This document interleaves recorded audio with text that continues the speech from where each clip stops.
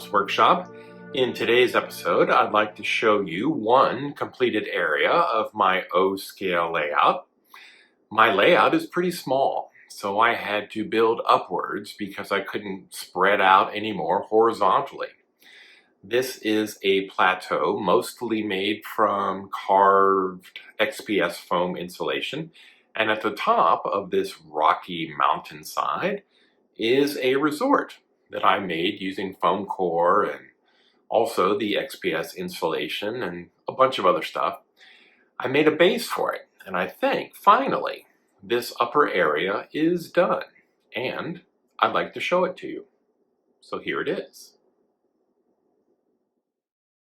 This is an O-gauge, roughly 1/48th scale building that I made from cardboard, foam core, XPS insulation, hot glue, and a little styrene sheet plastic for the windows. It began in the summer of 2024, and most of the exterior construction was finished in a month or so. And then it sat around, unfinished, until May of 2026, when I finally added the windows and the lighting. This was the first project that I made using foam core and cardboard, and I like how easily those materials go together. Plus, those things themselves are pretty cheap to begin with. The cardboard and the XPS foam plus the wooden sticks were actually fished out of a dumpster, so those were free. My biggest expenses were for the plastic and the LEDs. But even so, I think I spent less than $40 on this project. Time-wise, though, I think I'm into this for somewhere between 50 and 100 hours. I don't really want to sit down and figure out a more accurate estimate. That might make me a little sad.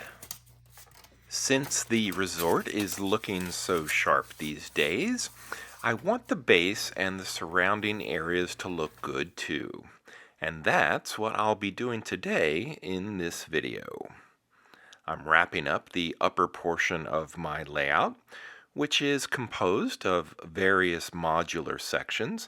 I want to unify some of their design elements so that they all tie together into one cohesive scene. This old paintbrush has been turned into a stamping tool that has become pretty useful around here. These little shapes make for decent cobblestones which now cover much of my layout's streets. Earlier, I forgot to factor in the cost of Mod Podge, which is used on nearly every aspect of this build. It's great for sealing foam and cardboard. It's a decent glue. Plus, it's also awesome for mixing with either stone ballast or coarse turf to make ground cover. Don't ask me what plant life this is meant to represent. It's really just a nice way to add color to an area that's mostly browns and grays. If I were pushed to say, I'd call it some sort of creeping ivy, maybe an English ivy. In addition to the splash of color, it also does a good job at concealing some of the seams or gaps between the base and the structures.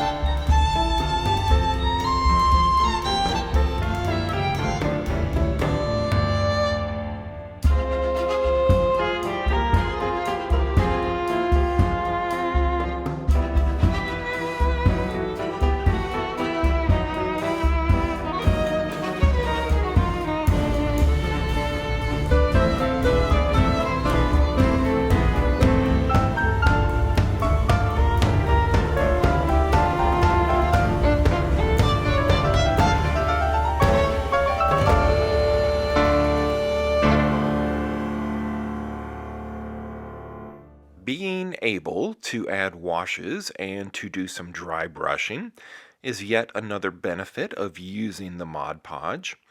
The track ballast and the coarse green turf are never going to move around ever again. They are all held tightly together after being mixed with Mod Podge, yet they still have a decent amount of detail despite the adhesive holding them together.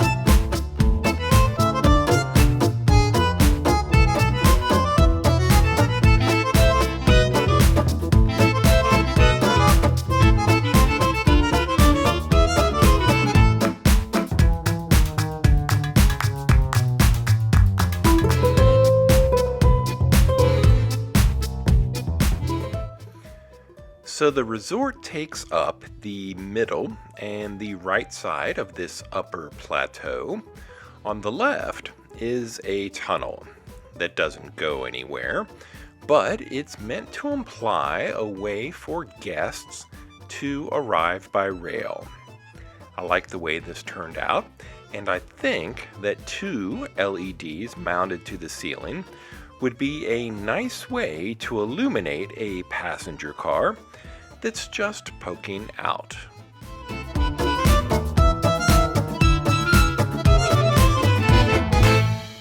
An old soldering iron melted a path for the wiring, and then a big chunk of foam was removed by knife. That space will allow for wiring connections. No one will be able to see the ceiling inside the tunnel, so I'll mount the LEDs to a piece of foam core.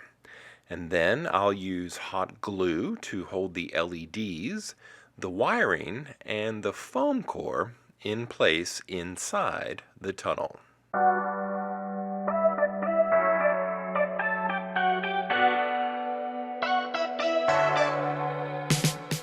Just to make sure that none of this will be seen by the viewer, I'll give all of these exposed areas a coat of flat black craft paint.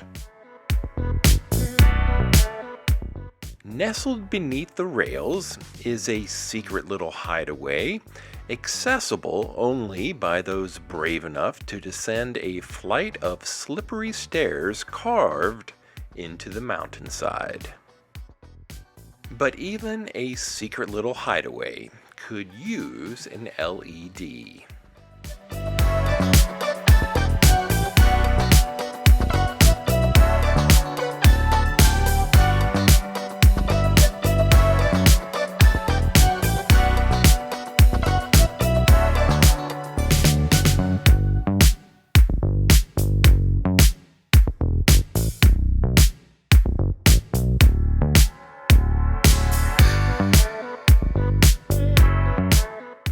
Adding to the mysterious aura of the upper level will be a lone individual staring out from a window. Someone is curious about several of the passengers who are scheduled to arrive today. Any minute now, and we should be able to hear the approaching train.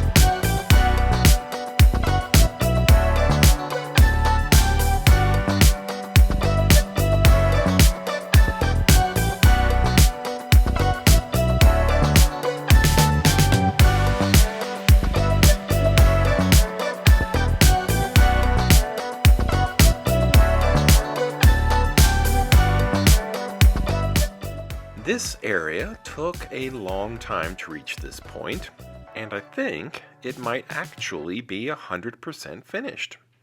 That's a pretty good feeling for me because I almost always stop or lose interest in something once it's at the 80 to 90% completion point. A lot of times I'm satisfied with close enough or at least functional. I can add cars or trains and be able to swap them in or out for different looks, but the area itself is done. Yep, I think this is finished.